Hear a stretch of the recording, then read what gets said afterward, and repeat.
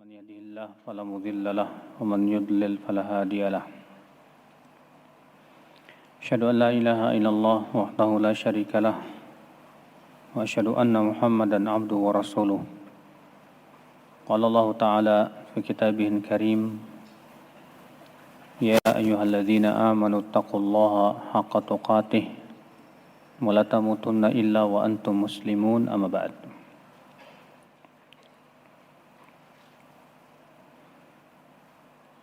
Kita lanjutkan, kita masuk hadis yang ke-8 ya. An Abi Hurairah an Nabi sallallahu alaihi wasallam annahu kana idza arada an yanam yaqul Allahumma rabbas samawati wa rabbal ardi wa rabbal arshil azim rabbuna wa rabbu kulli syai' falikul habbi wan nawa ومنزل التوراة ومنزل التوراة والإنجيل والفرقان أعوذ بك من شر كل شيء أنت آخذ بناصيته اللهم أنت الأول فليس قبلك شيء وأنت الآخر فليس بعدك شيء وأنت الظاهر فليس فوقك شيء وأنت الباطن فليس دونك شيء يقضي عنا الدين وأغننا عن الفقر وأغننا من الفقر. Dari Abu Hurairah, semoga Allah meridainya, dari Nabi sallallahu alaihi wasallam, apabila beliau ingin tidur, beliau membaca doa ini. Allahumma rabbas samawati wa rabbal ardi wa rabbal arshil azim. Ya Allah, Rabbnya langit dan Rabbnya bumi dan Rabbnya arash yang besar. Rabbuna wa rabbu kulli syai'. Rabbnya kami dan Rabb segala sesuatu. Falikul habbi wan nawa, pencipta bebijian dan nawa, sama. Nawa itu mirip dengan hab, ya. Wamunzilut Taurati wal Injil wal Furqan, dan yang menurunkan Taurat, Injil dan Al-Furqan, itu Al-Quran. A'udzu bika min syarri kulli syai'in anta akhidun binasiyati. Aku berlindung kepada Engkau dari keburukan segala sesuatu yang Engkau memegang ubun-ubunnya. Allahumma antal awwal falaysa qablaka syai'. Ya Allah, Engkaulah al-awwal, tidak ada sebelummu sesuatu pun juga. Wa antal akhir falaysa ba'daka syai', dan Engkaulah al-akhir, dan tidak ada setelahmu sesuatu pun juga. Wa antal zahir falaysa fawqaka syai'. Engkau adalah al-zahir, tidak ada di atasmu sesuatu pun juga. Wa antal batin falaysa dunaka syai', dan Engkau adalah al-batin, tidak ada sesuatu pun yang di bawahnya, sesuatu pun juga. Yaqdi 'anna ad-dain, maka bayarkanlah hutang untuk kami. Wa aghnina 'minal faqr, dan kayakan kami dari kefakiran. Di sini akhi kita ambil faidah. Yang pertama, disyariatkan membaca doa ini sebelum tidur. Di antara doa sebelum tidur adalah doa ini yang lumayan panjang. Iya. Di sini kita ambil faedah yang kedua, adab dalam berdoa. Bahwa di antara adab dalam berdoa yaitu kita memulai dengan puji-pujian kepada Allah Subhanahu wa taala. Di mana di sini Nabi sallallahu alaihi wasallam memuji-muji Allah. Allahumma rabbas samawati wa rabbal ardi wa rabbal arshil azim. Ya Rabbuna wa rabbu kulli syai'. Ya falikul habbi wan nawa, munzilut taurati wal injil wal furqan. Ini Nabi sallallahu alaihi wasallam di sini ya memberikan kepada kita sebuah adab yang agung di dalam berdoa, yaitu kita memulai dengan memuji-muji Allah Subhanahu wa taala. Faedah yang ketiga, hadis ini menunjukkan Jadi syariatkannya tawasul dengan melalui nama Allah Subhanahu wa taala. Karena di sini Rasulullah SAW bertawasul dengan Rabb.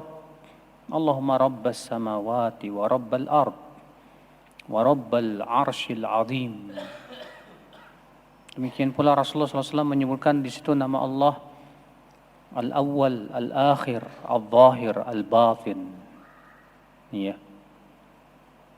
Maka ini menunjukkan boleh kita tawasul melalui Asmaul Husna. Sebagaimana Allah juga berfirman, walillahil asmaul husna fad'uuhu biha.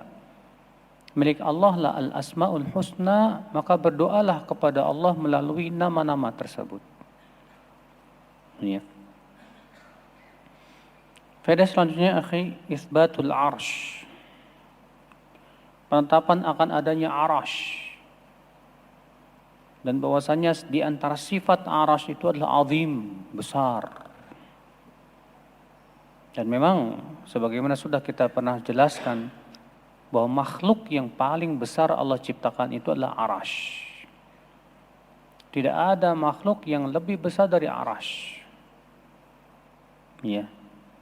Tidaklah kata Rasulullah langit dan bumi dibandingkan dengan kursi Allah kecuali bagaikan cincin dibandingkan dengan tanah lapang. Dan tidaklah kursi Allah dibandingkan dengan arasy-Nya kecuali seperti cincin dibandingkan dengan tanah lapang kembali. Menunjukkan betapa besarnya arasy. Ya. Faedah selanjutnya akal Islam yang bisa kita petik dari ayat ini,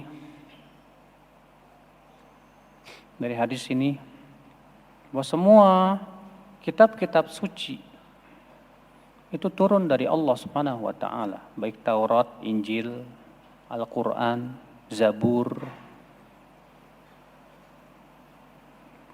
Karena di sini Nabi mengatakan munzilut Taurat wal Injil wal Furqan, yang menurunkan Taurat, Injil dan Al-Furqan. Maka Allah yang menurunkan, wajib kita yakini itu. Namun yang Allah Subhanahu wa taala berjanji untuk menjaganya hanya Al-Qur'anul Karim saja.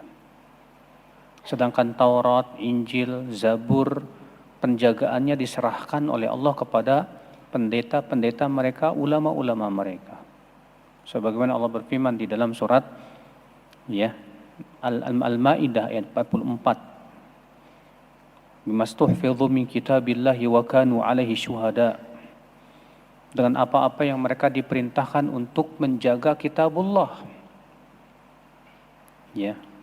Allah tidak menjamin untuk menjaga Taurat, Injil, Zabur. Yang Allah Subhanahu wa taala janjikan untuk menjaganya hanya Al-Qur'an. Allah berfirman, "Inna nahnu nazzalna dzikra wa inna lahu lahafizun." Sesungguhnya kami yang telah menurunkan az-zikr yaitu Al-Qur'an, dan kami juga yang akan menjaganya. Makanya ya kitab-kitab suci sebelum Al-Qur'an itu dirubah-rubah sebagaimana Allah menyebutkan dalam Al-Qur'an demikian. Fawailul lil ladzina yaktubuna al-kitaba bi aydihim thumma yaquluna hadza min indillah liyashtaru bihi thamanan qalila. Ya, celaka bagi orang-orang yang menulis kitab dengan tangan-tangan mereka sendiri. Lalu mereka mengatakan ini dari Allah padahal bukan. Untuk apa? Untuk menjual ayat-ayat Allah dengan harga yang murah. Iya. Faedah selanjutnya akhul Islam, dalam hadis ini penafsiran tentang makna al-awwal wal akhir, al-zahir wal batin. Dalam surat Al-Hadid Allah menunjukkan begitu, wal awwal wal akhir wal zahir wal batin. Ya. Apa makna al-awwal? Di sini Nabi menafsirkan al-awwal artinya laisa qablaka syai'. Tidak ada sebelummu apapun juga. Apa itu makna al-akhir? Artinya falaisa ba'daka syai'. Tidak ada setelahmu apapun juga. Apa makna al-zahir? Yaitu falaisa fawqaka syai'. Tidak ada di atasmu sesuatu pun juga. Ya. Demikian di sini al-batin, yaitu falaisa dunaka syai'. tidak ada di bawahmu sesuatu pun juga. Maka itu menunjukkan akan kesempurnaan sifat-sifat Allah Subhanahu wa taala. Iya. Faedah selanjutnya, akhi, disyariatkan berlindung dari segala keburukan yang tentunya Allah Subhanahu wa taala yang memegang ubun-ubunnya. A'udzu bika min syarri kulli syai'in anta akhidun binasiyatih. Aku berlindung dari keburukan segala sesuatu yang engkau memegang ubun-ubunnya, ya Allah. Ya, masuk padanya keburukan apa? Kejahatan setan, kejahatan makhluk-makhluknya. Ya. Hanya Allah yang Maha tahu. Nah, ketika kita berlindung dari segala macam keburukan dan kejahatan, ya, apalagi kalau kita mau tidur, penting sekali. Karena saat kita tidur, orang yang mau berbuat jahat ke kita gampang, mudah. Ada ular masuk, nggak ketahuan. Ada binatang-binatang berbisa dan yang lainnya. Kita sedang tidur, kita tidak sadar. Maka kita berlindung, ya, dari keburukan makhluk-makhluk yang Allah ciptakan tersebut. Faedah selanjutnya, akal Islam, hadis ini menunjukkan akan bahaya hutang. Karena Nabi SAW minta kepada Allah sebelum tidur untuk dibayarkan hutang. Maka ya, jangan sampai kita memudah-mudahkan hutang. Gampang, nanti kalau saya berhutang mau berdoa pakai doa ini. Kita katakan ya, memang Nabi mengajarkan, tapi Nabi SAW dalam hadis-hadis yang lain ya mengingatkan tentang bahaya hutang, Pak. Pernah ada seorang sahabat Nabi SAW yang meninggal dunia. Lalu Nabi SAW diminta untuk mensolatkan sahabat ini. Ketika Nabi SAW hendak mensolatkan, Nabi bertanya, apakah mayat ini punya hutang? Kata para sahabat, punya ya Rasulullah, 2 dinar. Kata Rasulullah, sallu ala sahibikum, kalau begitu kalian saja yang mensolatkan. Rasulullah tidak mau mensolatkannya. Lalu kemudian seorang sahabat Nabi berkata, ya, ad-dinar alayya ya Rasulullah, 2 dinar itu jadi kewajibanku ya Rasulullah, biar aku yang akan bayarkan. Maka Rasulullah pun baru mau mensolatkannya. Keesokan harinya Rasulullah bertanya kepada sahabat yang membayarkan ini, bagaimana, sudah dibayarkan? Belum ya Rasulullah. Keesokan harinya Rasulullah bertanya lagi, sudah dibayarkan? Sudah ya Rasulullah. Kata Rasulullah, al-an hina baradat jildu, sekarang kulit mayat itu sudah mendingin. Ya. Nah, ini akal Islam. Faedah selanjutnya, akhi, anjuran untuk berlindung dari kefakiran. Nabi SAW dalam hadis ini sebelum tidur berlindung dari kefakiran. Wa aghnina 'anil minal faqr. Maka Nabi SAW di waktu pagi dan petang juga berlindung dari apa? Kefakiran. Allahumma afini fi badani, Allahumma afini fi sami, Allahumma afini fi basari, la ilaha illa anta. Allahumma inni a'udzu bika minal kufri wal faqr wa a'udzu bika min adzabil qabr, la ilaha illa ant. Ya. Hadis nomor 9.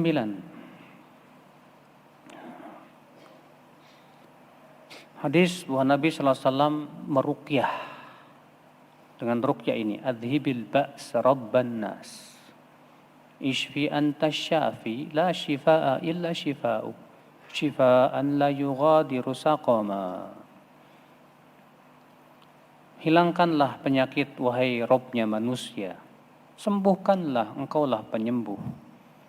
Tidak ada kesembuhan kecuali kesembuhan engkau, dengan kesembuhan yang tidak meninggalkan penyakit.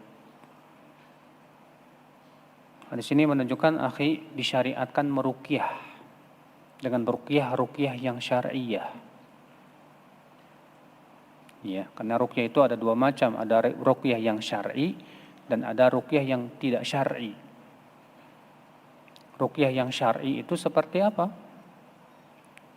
Yaitu kalau dengan ayat-ayat Al-Quran atau dengan doa-doa Nabi SAW atau dengan doa-doa yang dipahami dan isinya baik. Karena ruqyah itu pendapat yang rajih tidak harus dari Al-Quran dan hadis. Karena Nabi SAW bersabda, "I'ridu alayya ruqakum, la ba'sa birruqa ma lam takun syirkan." Perlihatkan kepadaku ruqyah kalian coba. Tidak mengapa ruqyah selama tidak mengandung kesyirikan. Berarti Nabi SAW mempersilahkan kita meruqyah dengan doa yang kita buat sendiri, nggak masalah. Ya. Kita meruqyah dengan doa-doa yang memang isinya kebaikan, silahkan selama tidak mengandung apa? Kesyirikan. Ya, untuk ruqyah seperti ini. Nah, ini namanya ruqyah yang syar'iyah. Dan ada ruqyah yang namanya ruqyah ghairu syar'iyah, ruqyah yang tidak syar'i. Yaitu setiap ruqyah yang pertama mengandung kesyirikan. Jelas ini merupakan ruqyah yang terlarang dalam syariat, haram hukumnya. Atau yang kedua, ruqyah yang dilakukan dengan cara-cara yang bid'ah. Ya. Seperti misalnya di zaman sekarang bikin ruqyah massal. Nah, tidak ada salafnya terdahulu. Di zaman sahabat, zaman tabi'in, zaman tabi'ut tabi'in, kita tidak pernah mendengar mereka bikin ruqyah massal. Ikhwata Islam, azani Allah wa iyyakum. Nah, di sini kita ambil faedah akhwal Islam.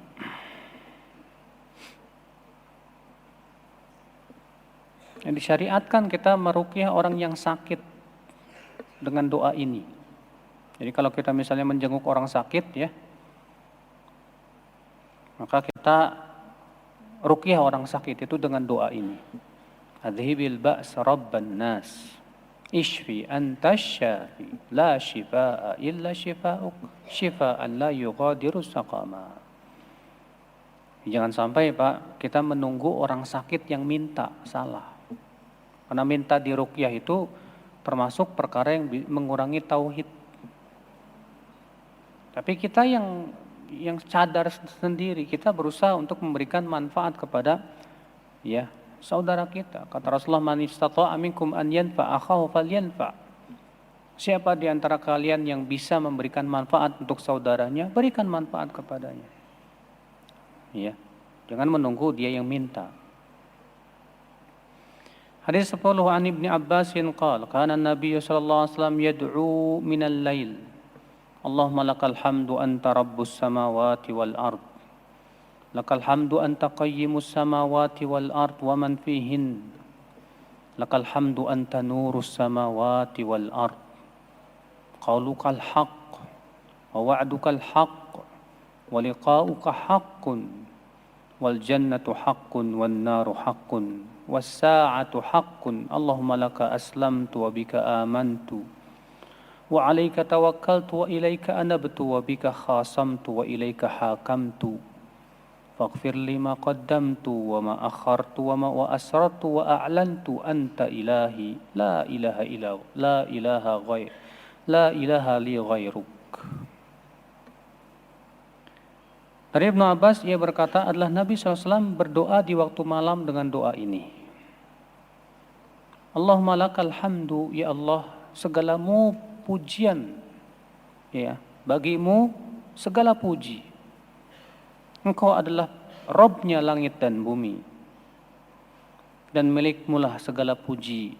Engkaulah pengurus langit dan bumi dan apa yang ada pada keduanya. Bagimu pujian, Engkaulah cahaya langit dan bumi.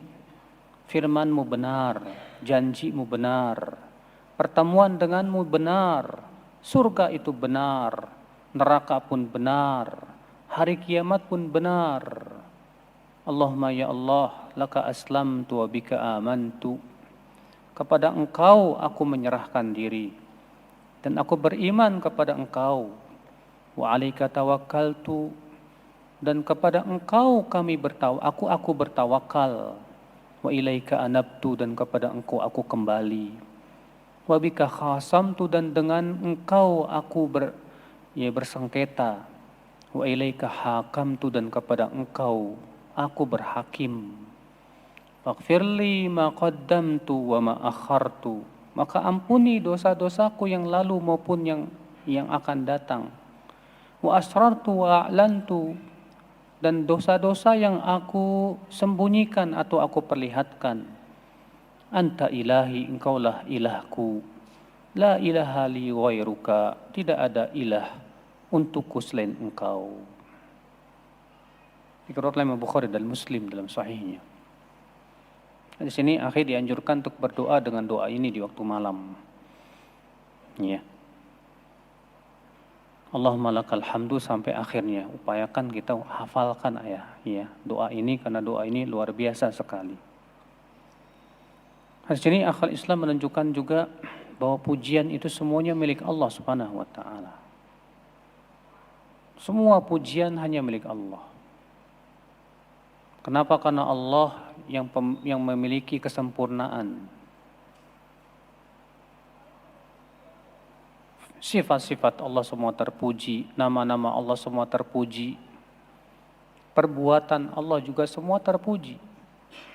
Bahkan takdir Allah yang baik maupun yang buruk semuanya terpuji. Perintah-perintah Allah, syariat-syariatnya, demikian pula makhluk yang Allah ciptakan semuanya terpuji.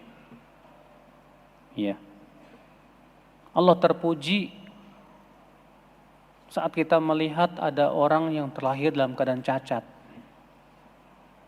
Ketika ada orang terlahir dalam keadaan cacat, tidak punya tangan, tidak punya kaki, kita katakan Allah terpuji. Walaupun di mata kita sepertinya itu tidak terpuji. Akan tetapi Allah terpuji karena ilmu Allah luas, sementara ilmu kita sangat sedikit. Kenapa Allah menciptakan si fulan cacat, yang si fulan enggak cacat, si fulan ganteng, yang satu enggak ganteng, yang satu tinggi, yang satu pendek, yang satu gemuk, yang satu kurus, dan yang lainnya. Semua itu Allah terpuji dalam ciptaannya.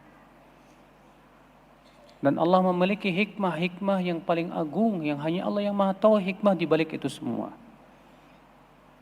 Sementara kita diberikan oleh Allah Subhanahu wa taala ilmu yang sangat rendah, yang sangat lemah, yang sangat dangkal. Allah mengatakan wa ma utitum minal ilmi illa qalila. Tidaklah kalian diberikan ilmu kecuali sedikit saja, kata Allah Subhanahu wa taala. Maka Allah terpuji. Ya. Ketika Allah menciptakan iblis, Allah terpuji. Kenapa Allah ciptakan iblis? Semua ada hikmah-hikmah yang agung di belakang itu semuanya. Allah menciptakan maksiat, Allah terpuji. Kenapa Allah ciptakan maksiat? Semua itu ada hikmah-hikmah yang sangat agung di balik itu semuanya. Ya, dengan adanya maksiat terlihat siapa yang taat, siapa yang tidak taat. Ya. Maka semua pujian hanya milik Allah, Pak. Dan Allah sangat suka dipuji. Rasulullah SAW sabda, "Laisa ahadun ahabbu ilaihil madhu minallah." Tidak ada yang paling suka pujian kecuali Allah Subhanahu wa taala. Kalau manusia dipuji, sebetulnya tidak berhak untuk dipuji. Kenapa? Karena semua kelebihan manusia tersebut pemberian dari siapa? Allah Subhanahu wa taala. Antum misalnya dipuji karena antum ilmunya banyak. Emang yang ngasih antum ilmu siapa? Allah Subhanahu wa taala. Antum dipuji misalnya karena amal soleh antum banyak. Emang yang memberikan antum untuk kekuatan beramal siapa? Allah Subhanahu wa taala. Maka sebetulnya pujian itu kembalinya semuanya kepada Allah Subhanahu wa taala. Ikhwata Islam azanillah. Makanya Allah sangat cinta kepada hamba-hambanya yang banyak memuji Allah. Rasulullah SAW sabda, "Innallaha yuhibbul 'abda idza akala aklatan yahmaduhu 'alaiha wa idza syariba syurbatan yahmaduhu 'alaiha." Allah itu cinta kepada seorang hamba, tidaklah ia makan satu suap kecuali ia puji Allah padanya. Tidaklah ia minum satu teguk kecuali ia puji Allah padanya. Makanya derajat yang tinggi di hari kiamat itu adalah al-hammadun. Orang-orang yang banyak memuji Allah Subhanahu wa taala. Yang Rasulullah SAW selalu memuji Allah dalam setiap keadaan. Ketika susah, Rasulullah memuji Allah. Ketika senang, Rasulullah memuji Allah Subhanahu wa taala. Ya, ketika susah, Rasulullah ucapkan alhamdulillahi ala kulli hal. Ketika senang diberikan oleh Allah kesenangan, Rasulullah mengucapkan alhamdulillahilladzi tatimu bihis salihat. Masya Allah. Makanya Allah Subhanahu wa taala cinta kepada seorang hamba saat ditimpa musibah dia memuji Allah. Rasulullah SAW sabda, "Idza qabadallahu walada 'abdi, qala Allahu li malaikatihi qabadtum walada 'abdi?" Qalu na'am. Qabadtum thamrata fuadi? Qalu na'am. Famadza qala 'abdi? Qalu hamidaka wastarja. Qala Allah, ibnu li 'abdi baitan fil jannah wasammuhu baital hamdi. Apabila Allah mewafatkan anak seorang hamba, maka Allah akan berfirman kepada malaikat pencabut nyawanya, kamu sudah mencabut nyawa anak hambaku. Kata malaikat itu, benar ya Allah. Kamu sudah mencabut buah hati hambaku. Kata malaikat itu, benar ya Allah. Lalu Allah berfirman, apa yang diucapkan oleh hambaku saat anaknya meninggal dunia? Malaikat itu berkata, ia memujimu ya Allah, dan mengatakan inna lillahi wa inna ilaihi raji'un. Maka Allah berfirman, bangunkan untuk hambaku sebuah rumah di surga, dan namai ia dengan rumah pujian. Lihat, saat anaknya meninggal, dipuji Allah, alhamdulillah, inna lillahi wa inna ilaihi raji'un. Maka Allah Subhanahu wa taala ya mengatakan apa? Bangunkan untuk dia sebuah rumah di surga. Maka puji Allah saat kita ditimpa kesusahan, puji Allah karena kesusahan itu kebaikan buat kita ya. Allah menimpakan musibah, Allah menimpakan segala sesuatu yang menyusahkan hidup kita, itu kebaikan. Rasul sabda, ma min musibatin tusibul mu'min syaukah fama fauqaha illa kaffarallahu biha khatayah. Tidak ada satupun musibah yang menimpa seorang mukmin, baik itu duri ataupun yang lebih besar darinya, kecuali Allah gugurkan dengannya dosa-dosa dia. Digugurkan dosa-dosanya. Dalam satu ayat Muslim Rasul sabda, ma min musibatin tusibul mu'min min hazanin min wasabin wala nasabin wala hazanin wala hammin wala ghammin. Tidak ada satupun musibah yang menimpa seorang mukmin, baik lelah, capek, galau, gelisah, ya, sampai-sampai galau saja, Pak. Galaunya seorang mukmin itu menggugurkan apa? Dosa. Makanya ya akal Islam, puji Allah saat diberikan musibah, puji Allah. Ini kebaikan buat kita. Allah ingin gugurkan dosa-dosa kita. Maka Allah segala puji bagi Allah Subhanahu wa taala. Ya. Biasakan kita selalu memuji Allah ya akhi. Ya, dan orang-orang yang selalu memuji Allah itu hanyalah orang-orang yang berilmu dan yakin bahwasanya Allah ilmunya lebih tinggi daripada ilmunya.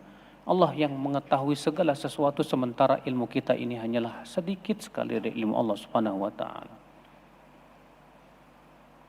Faedah dari hadis ini berikutnya ya akhal Islam, azani Allah wa iyyakum. Hadis ini menunjukkan akhi, wajibnya kita meyakini akan kebenaran firman Allah. Janji Allah, pertemuan dengan Allah. Kata beliau, qaulukal haq, firmanmu itu adalah al-haq, kebenaran. Dan memang firman-firman Allah semuanya benar. Semua yang Allah Subhanahu wa taala firmankan dalam Al-Qur'an benar, tidak ada yang batil. Ini kasihan nih teman kita nih, nunutan terus. Akhi, antum wudu sana.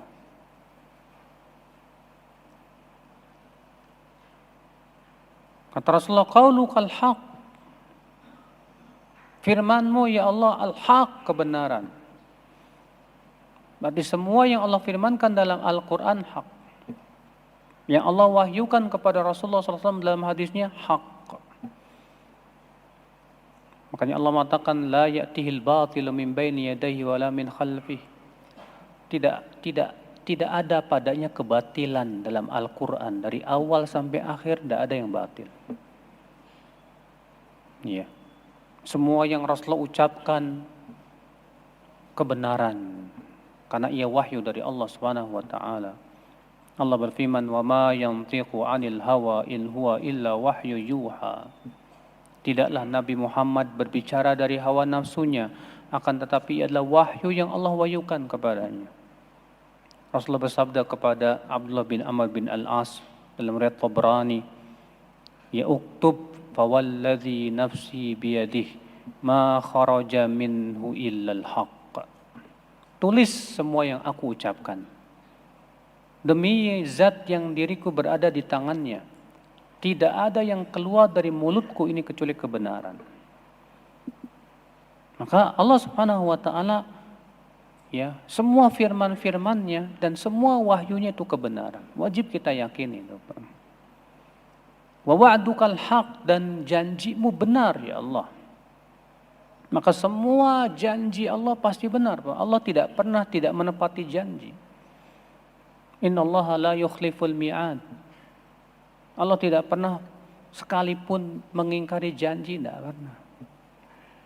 Maka semua yang Allah janjikan kepada Rasulnya terjadi tidak? Allah menjanjikan kepada orang yang beriman dan beramal saleh agar Allah berikan kepada mereka kekuasaan di muka bumi. Dan ternyata janji Allah benar. Ya. Bagaimana di zaman Khalifah Abu Bakar, Umar, Uthman, Ali, demikian pula khalifah-khalifah setelahnya, Islam betul-betul luar biasa kekuasaannya. Ya. Allah Subhanahu wa taala juga menjanjikan dengan berbagai janji. Allah menjanjikan ya dalam Fathu Makkah itu, dalam perjanjian Hudaybiyah. Ketika perjanjian Hudaybiyah itu Allah turunkan, "Inna fatahna laka fatham mubina liyaghfira laka Allahu ma taqaddama min dzambika wa ma ta'akhkhar." Sesungguhnya kami telah memberikan kepada engkau kemenangan dengan kemenangan yang sangat jelas. Allah mengatakan bahwa perjanjian Hudaybiyah itu sebagai kemenangan.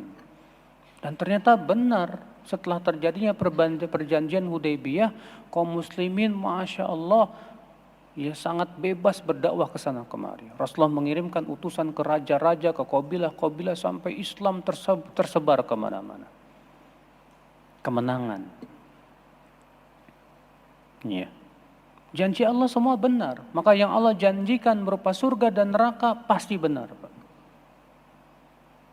Waliqa'uka haq, dan pertemuan denganmu ya Allah pasti benar. Ya, kita pasti semua akan kembali kepada Allah dan bertemu dengan Allah nanti. Di padang mahsyar kita akan dihisab oleh Allah. Kata Rasulullah SAW, "Laisa minkum min ahadin illa sayukallimuhu rabbuhu wa laisa bainahu wa bainallahi turjuman." Tidak ada seorang pun dari kamu, kata Rasulullah, kecuali pasti akan diajak bicara oleh Allah pada hari kiamat, tanpa penerjemah antara Allah dengan kamu. Setiap kita akan diajak bicara oleh Allah, kita akan dihisab oleh Allah Subhanahu wa taala. Ya, pertemuan dengan Allah itu hak, benar. Di mana Allah akan memberikan ya hukuman yang adil. Faman ya'mal mithqala dzarratin khairan yarah, wa man ya'mal mithqala dzarratin syarran yarah. Wal jannatu haq, dan surga itu hak, wan naru haq, neraka juga hak.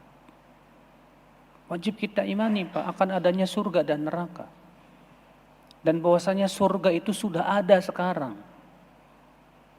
Makanya Rasulullah SAW di Isra Mi'rajkan, dan Rasulullah masuk ke dalam surga dan melihat surga. Rasul juga melihat api neraka, itu menunjukkan surga dan neraka sudah ada. Iya. Surga itu Allah sediakan untuk orang-orang yang beriman dan bertakwa. Dan neraka itu Allah sediakan untuk orang-orang yang kafir kepada Allah, orang yang memaksiati Allah. Surga itu adalah rahmat Allah, sedangkan neraka itu keadilan Allah. Allah tidak pernah zalim kepada siapapun. Tidak mungkin Allah mengadab dalam neraka tanpa dosa, nggak mungkin. Iya. Maka kita wajib beriman akan adanya surga. Wajib beriman akan adanya apa? Api neraka. Dan bagaimana kenikmatan-kenikmatan dalam surga yang luar biasa Allah telah ceritakan. Bagaimana dahsyatnya api neraka juga Allah telah ceritakan dalam Al-Quran, juga diceritakan oleh Rasulullah SAW dalam hadisnya. Wassa'atu haq, dan hari kiamat pun hak, benar adanya. Faedah selanjutnya akhir dari hadis ini, bahwa wajib kita menyerahkan diri kita kepada Allah. Karena tidak ada daya dan upaya kecuali milik Allah. Kita ini hamba lemah, Pak. Kalau bukan Allah memberikan kepada kita kekuatan, kita nggak bisa. Makanya Nabi mengatakan, Allahumma laka aslamtu, ya Allah, kepada Engkau aku menyerah. Menyerahkan diri dengan cara mentauhidkan Allah. Menyerahkan diri dengan cara siap diatur oleh Allah. Allah malaka aslamtu, ya Allah aku Islam kepada Engkau. Islam itu dari kata aslama yuslimu, artinya menyerahkan. Al-istislam lillahi bitauhid, yaitu menyerahkan diri kita dengan cara mentauhidkan Allah subhanahu wa ta'ala. Kita serahkan semuanya. Hadis ini juga menunjukkan, akhi, pentingnya tawakal kepada Allah. Terutama di saat-saat kita lemah, saat tidur dan yang lainnya. Kita serahkan kepada Allah, kita bertawakal kepada Allah. Karena kalau bukan karena bantuan dari Allah, kita nggak bisa. Makanya Rasulullah sabda, wa alaika tawakkaltu, dan kepada Engkau ya Allah aku tawakal. Bahkan akhi, kata Syekhul Islam Taimiyah, ya, sumber kekuatan seorang hamba itu terletak pada tawakalnya kepada Allah. Maka hamba yang paling kuat adalah yang paling bertawakal kepada Allah. Dan hamba yang paling lemah adalah yang bertawakal kepada selain Allah. Orang yang tawakalnya kepada jimat, Pak, hakikatnya itu dia menambah kelemahan dia. Makanya Nabi SAW ketika melihat seorang laki-laki, di tangannya ada wahinah, sejenis penangkal. Kata Rasulullah, ma hadhihi, apa ini? Kata orang ini, minal wahinah, sejenis penangkal ya Rasulullah. Kata Rasulullah, inzi'ha, cabut. Fa innaha la taziduka illa wahnan, karena ini tidaklah menambah kamu kecuali apa? Kelemahan. Orang yang tawakal kepada selain Allah itu orang yang paling lemah, sudah. Iya. Kenapa? Karena dia bertawakal kepada sesuatu yang lemah, yang tidak bisa memberikan manfaat dan mudarat sama sekali. Tapi orang yang bertawakal kepada Allah itu orang yang paling kuat di akhir Islam. Ya. Dia orang yang diberikan oleh Allah kekuatan hati dan jiwa. Orang yang bertawakal kepada Allah saat ibadah, Allah bantu ibadahnya. Orang yang bertawakal kepada Allah saat bekerja, Allah bantu pekerjaannya. Orang yang bertawakal kepada Allah Subhanahu wa taala dalam setiap aktivitas hidupnya, Allah bantu dia. Makanya penting tawakal itu dalam ibadah kita tawakal, dalam bermuamalah kita tawakal. Kita mau safar bepergian jauh juga tawakal. Apapun dalam keadaan apapun kita tawakal, kita cari rezeki ya, kita tawakal kepada Allah Subhanahu wa taala. Makanya ketika dipanggil adzan hayya 'alas shalah, jawabannya apa? La haula wala quwata illa billah. Artinya ketika kita sholat pun juga tawakal kepada Allah supaya Allah bantu kita. Tapi kalau kita enggak tawakal sama Allah, hati kita bersandar kepada jenis penyandaran kepada makhluk, maka Allah tidak akan bantu kita. Lihat Nabi Yusuf. Ketika Nabi Yusuf di penjara di bawah tanah. Dan rupanya ada 2 orang yang dipenjara juga bersama Nabi Yusuf. Dan rupanya 2 orang ini bermimpi. Yang satu bermimpi, ya, memeras anggur, memeras arak. Yang satu lagi bermimpi di kepalanya ada roti, kemudian rotinya dimakan oleh burung. Mereka minta, apa takwilnya hai Yusuf? Kata Nabi Yusuf, adapun kamu yang memeras arak, kamu akan bebas dan menjadi pelayan istana. Adapun kamu yang bermimpi, ya, di kepalamu ada apa? Roti lalu dimakan burung, kamu akan dipenggal. Lalu kemudian Allah mengatakan, "Qala lilladzi dhanna annahu najim minhuma udhkurni inda rabbik." Lalu Nabi Yusuf berkatalah kepada orang yang Nabi Yusuf menduga bahwa dia akan selamat. Kalau kamu selamat nanti, jangan lupa ingatkan aku di sisi Tuhanmu. Ingatkan aku di sisi rajamu. Lihat Nabi Yusuf ada jenis bersandar kepada siapa? Kepada orang ini. Apa yang terjadi? Fa'ansahu syaitan. Maka setan pun membuat orang tersebut lupa untuk menyebutkan tentang Nabi Yusuf kepada tuannya. Falabitha fis sijni bid'a sinin. Maka tinggallah Nabi Yusuf di dalam penjara bawah tanah beberapa tahun lamanya. Kata Imam Abu Ja'far At-Tabari, ini kelalaian Nabi Yusuf. Kalaulah beliau mintanya hanya kepada Allah, Allah pasti akan segera bebaskan dari penjara. Tapi ternyata orang ini, Nabi Yusuf ini ada jenis yang minta bantuan kepada orang, kepada manusia. Maka jangan sampai akal Islam, ya, tawakal kita jangan sampai ada jenis tawakal kita kepada orang lain. Terkadang kita saat senang ya tawakal kita kuat, Pak. Tapi saat kita susah, seringkali kita bersandar kepada orang, berharap bantuan orang. Itu yang paling susah akal Islam. Sehingga akhirnya hati kita ada jenis bertawakal kepada manusia. Maka kita berusaha, ya, saat senang kita tawakal kepada Allah, saat susah apalagi kita tawakal, serahkan semuanya kepada Allah sambil kita berusaha dan meminta hanya kepada Allah Subhanahu wa taala saja. Dan itu yang susah, ya. Lalu Rasulullah sabda, wa ilaika anabtu, dan aku kembali kepada engkau ya Allah. Karena memang seorang mukmin itu munib, selalu kembali kepada Allah, Pak. Yang namanya mukmin tidak lepas dari dosa, tapi setiap kali ia berdosa dia kembali kepada Allah Subhanahu wa taala. Makanya Nabi SAW minta kepada Allah supaya menjadi seorang hamba yang awwah, munib, yang senantiasa kembali kepada Allah Subhanahu wa taala. Iya, dalam doanya yang masyhur, Rabbi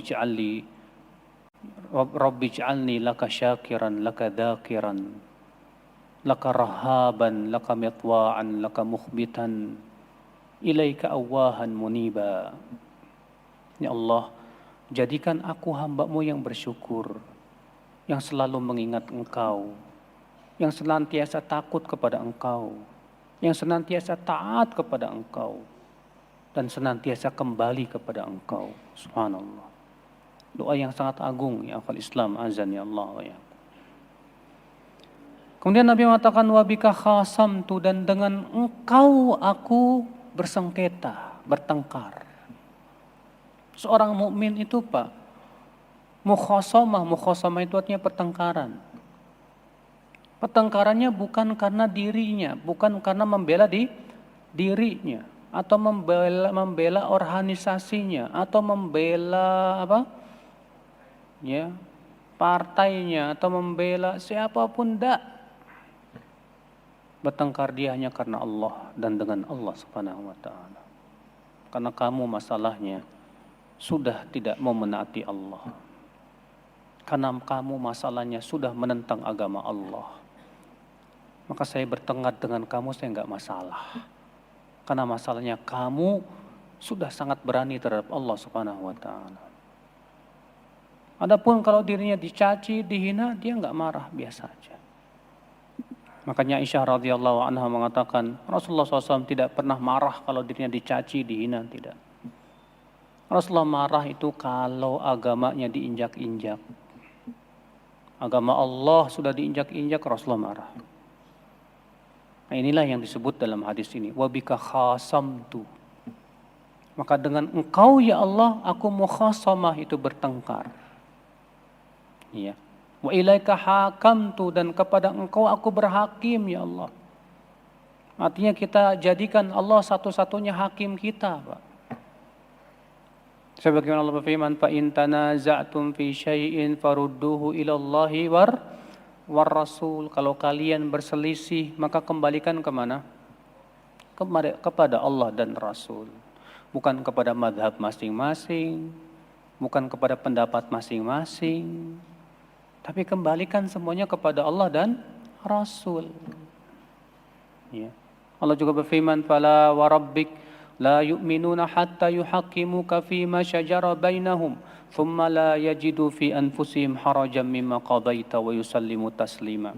Tidak demi Rabbmu, kata Allah, mereka tidak beriman. Sampai kapan? Sampai menjadikan engkau wahai Muhammad sebagai hakim dalam perkara yang mereka perselisihkan. Ridho enggak kita menjadikan Rasulullah sebagai hakim kita? Kalau kita ridho Rasulullah sebagai hakim kita, berarti semua keputusan Rasul harus kita terima, tidak Pak? Harus kita terima dengan hati yang lega, Pak. Makanya Allah mengatakan di situ, la yu'minun, mereka tidak beriman. Sampai kapan? Hatta yuhaqqimuka fima syajara bainahum. Sampai berhakim kepada engkau hai Muhammad dalam perkara yang mereka perselisihkan. Tsumma la yajidu fi anfusihim haraja. Kemudian mereka tidak merasakan rasa berat untuk menerima keputusanmu. Haraja mimma qadait wa yusallimu taslima, dan mereka taslim dengan benar-benar taslim. Kita terkadang menerima keputusan Rasul dengan rasa berat, terpaksa, bukan dengan hati yang legowo, kata orang. Sementara ayat menyebutkan bahwa keimanan jadi sempurna kalau kita menerima keputusan Rasul itu dengan hati yang rela. Walaupun berat gak masalah. Karena yang menjadi keputusan Rasul itu yang paling baik. Maka ini namanya kita sudah berhakim kepada siapa? Kepada Allah. Karena kalau kita menaati Rasul, berhakim kepada Rasul, sama saja kita menaati Allah. Allah berfirman, "May yuti'ir Rasul faqad ata'a Allah." Siapa yang menaati Rasul, sungguh ia telah menaati Allah Subhanahu wa taala. Maka kata Rasulullah, wa ilaika hakamtu, dan kepada engkau ya Allah aku berhakim. Ya. Faghfirli, maka ampunilah dosaku yang telah lalu maupun yang akan datang, yang aku sembunyikan dan yang aku perlihatkan. Subhanallah. Kita minta ampun kepada Allah, karena sesungguhnya kita sangat butuh ampunan Allah. Iya. Makanya Rasulullah SAW hamba yang diistimewakan oleh Allah. Dalam hadis yang pernah kita bacakan ya, kaum mukminin nanti di hari kiamat di padang mahsyar mendatangi siapa? Nabi Adam, Nabi Nuh, Nabi Ibrahim, Nabi Musa, Nabi Isa. Terakhir kepada siapa? Nabi Muhammad. Dalam hadis itu kaum mukminin menyebutkan keistimewaan Nabi itu masing-masing. Nabi Adam apa keistimewaannya? Wahai Adam, engkau adalah bapaknya manusia. Allah ciptakan engkau dengan tangannya sendiri. Dan Allah sudah mengajarkan segala nama pada engkau, hai Adam. Nabi Nuh, anta awwalur rusul, engkau rasul yang pertama. Nabi Ibrahim, engkau kekasih Allah. Nabi Musa, engkau kalimullah, engkau yang langsung diajak bicara oleh Allah. Nabi Isa, engkau kalimatullah, kalimat Allah yang Allah tiupkan pada Maryam. Kemudian ketika kepada Nabi Muhammad apa? Engkau hamba yang sudah diampuni dosamu yang lalu maupun yang akan datang. Ternyata predikat tertinggi itu hamba yang diampuni dosanya yang lalu maupun yang akan datang. Subhanallah. Maka ya, kita selalu minta ampun. Seorang mukmin tuh banyak minta ampun kepada Allah, Pak. Banyak minta maaf kepada Allah Subhanahu wa taala karena kita banyak dosa ya, akhi. Ya.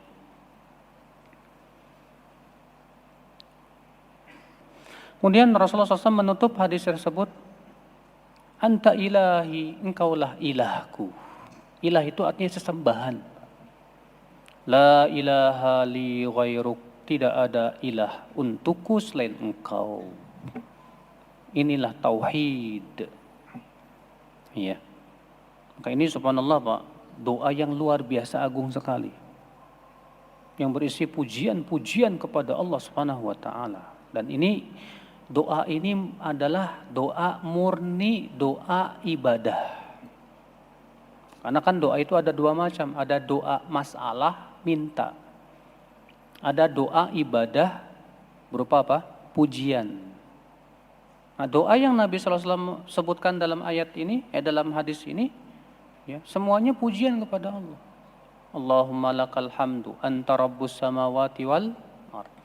Lakal hamdu anta qayyimus samawati wal ard. Lakal hamdu anta nurus samawati wal ard. Ya, qaulukal haq wa wa'dukal haq wa liqa'uka haq wal jannatu haq wan naru haq was sa'atu haq. Allahumma laka aslamtu wa bika amantu wa alaika tawakkaltu wa ilaika anabtu wa bika khasamtu wa ilaika hakamtu faghfir lima qaddamtu wa ma akhartu wa ma asratu wa ma a'lantu anta ilahi la ilaha li ghairu. Maka hafalkan doa ini ya akhi. Ini doa yang luar biasa. Semoga yang saya sampaikan bermanfaat dan bisa kita amalkan. Subhanakallah bihamdik, asyhadu an la ilaha illa anta, astaghfiruka wa atubu ilaik. Assalamualaikum warahmatullahi wabarakatuh.